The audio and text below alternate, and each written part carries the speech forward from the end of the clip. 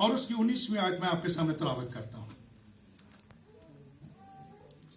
हमारे पास नबियों का वो कलाम है जो ज्यादा मोतबर ठहरा, और तुम अच्छा करते हो जो ये समझकर उस पर गौर करते हो कि वो एक चिराग है जो अंधेरी जगह में रोशनी बख्शता है, जब तक पौ ना फटे और सुबह का सितारा तुम्हारे दिलों में ना चमके।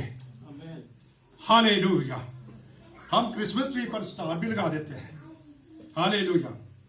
और वो स्टार अजीजों, ये जिंदा खुदा का कलाम है। ये बाइबल खुदा का कलाम, जो भी पढ़े पाए उससे अबदी आराम। इसीलिए मेरे भाइयों, इसीलिए मेरी बहनों, इससे पढ़ो सुबह शाम। यशवा से खुदा उनके बंदा ने कहा, यशवा पहला बाब 8वीं आयत में, शरीयत की ये किताब तेरे मुंह से ना हटे, बल्कि दिन और रात तुझे इस पर ध्यान रहे, और जो कुछ इसके अंदर लिखा है उस पर खूब एहतियात से अमल करना, ना इससे दाहिने और ना इससे बाएं, बल्कि बड़ी एहतियात से इस पर चलना, तब तुझे दुनिया में खूब कामयाबी और इकबाल मंदी की राह नसीब होगी। हालेलुया। इस कलाम के मुताबिक चलना मेरे और आपके लिए नहायत ही जरूरी है। जो कुछ लिखा है इस कलाम पाक के अंदर, ये वो चिराग है अजीजों जो अंधेरी जगह में चमकता है, और अंधेरी का मतलब यह है तारीकी, गुनाह। इसको खत्म करने के लिए जरूरी है कि इस कलाम के मुताबिक हम अपनी अपनी जिंदगी बसर करें। Praise the Lord. हालेलुया। बस आओ हम ईद करें। कैसे करें? ना उस खमीर के साथ। अब अजीजों, अगर आप लूका के इंजील उसका 12वां चैप्टर पढ़ें, वहां लिखा है कि फकीयों और फरीसियों के खमीर से खबरदार है। एक फरीसी चलकर आ गया मसीह के पास। गॉस्पेल ऑफ जॉन चैप्टर 3 उसकी पहली 10 आयत पढ़ लीजिए। यूहन्ना के इंजील उसका पहला 3रा बाब और उसकी पहली 4 आयत में लिखा है, फरीसियों में से एक शख्स निकोदेमुस, पहले ही खुदावंद के पाकरू ने आगाह कर दिया है कि फकीयों और फरीसियों के खमीर से होशियार रहना, खबरदार रहना। वो शख्स मसीह के पास आया रात की तारीकी में छुपकर।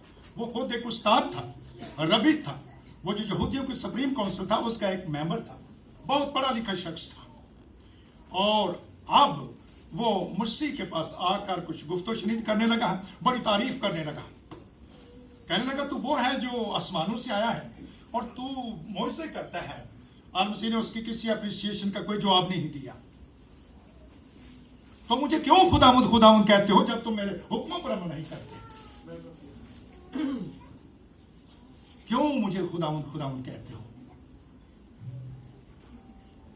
अजीजों, कलाम पाक साफ फरमाता है, जब तक मैं और आप इस कलाम के मुताबिक अपनी जिंदगी को नहीं डालते हैं, उस वक्त ये सुबह का सितारा कलाम के वसीला से हमारी जिंदगी में नहीं चमकेगा। उसने अपना काम कर दिया है और कुछ काम जमीन पर मुझे और आपको भी करने हैं। उन्होंने फरमाया, तुम मेरी तरफ रुजू लाओ तो मैं तुम्हारी तरफ रुजू लाऊंगा। हालेलुया। और उस फरीसी को जिसका नाम निकोदेमुस है, आल मसीह ने बड़ी सफाई के साथ उसको बता दिया। एक और शख्स आया, उसने कहा, नेक उस्ताद। उसने कहा, तू मुझे नेक क्यों कहता है? अगर अजीजों मेरा नाम इमैनुअल है तो इसका मतलब ये नहीं कि मैं सीधा ही बाग के आसमान की बादशाही में चला जाऊंगा।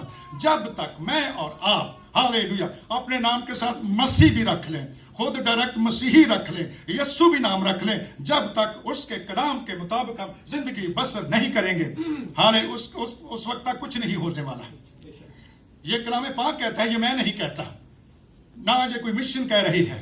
ये सबसे बड़ा मिशनरी यस्सु मसीह, जिसने आसमान को छोड़ा और जमीन पर आ गया। अजीजों, मैं एक क्वेश्चन आपसे पूछना चाहता हूं। क्वेश्चन ये है कि मसीहों के खुदा का नाम क्या है? मसीहों के खुदा का नाम क्या है? अगर आप बताना चाहें तो आपके लिए आजादी है। इसलिए मैं पूछ रहा हूं, पहला कुरिन्थियों का खत उसका 8वां बाब और उसकी 4थी और 6ठी आयत में लिखा है कि हम ये जानते हैं कि इस जमीन पर बहुत से खुदा हैं और बहुत से खुदावंद हैं, लेकिन हमारे लिए एक ही खुदा है, यानी बाप। एक ही खुदा यानी बाप, और एक ही खुदावंद यानी यीशु मसीह। Hallelujah, praise the Lord.